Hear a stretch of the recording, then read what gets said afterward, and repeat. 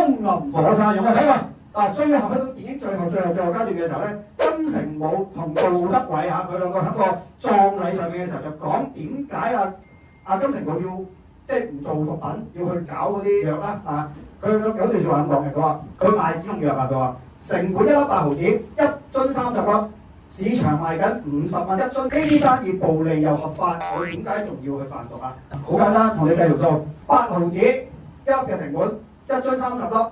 咁一樽嘅成本即係幾錢？4，係。然後你買51樽，每一樽賣出嘅 gross margin 差唔多100%啦。如果 gross margin 係100%，算唔算係暴利咧？講真，唔算，因為你仲有好多成本㗎嘛。你有運輸、有宣傳、有人手租金乜嘢都有㗎嘛。所以其實呢段嘢，如果我睇到我係好奇怪，我真係諗咁都算暴利。係嘛？你話8個仙我就應該算係暴利。關注我做 Top Sales。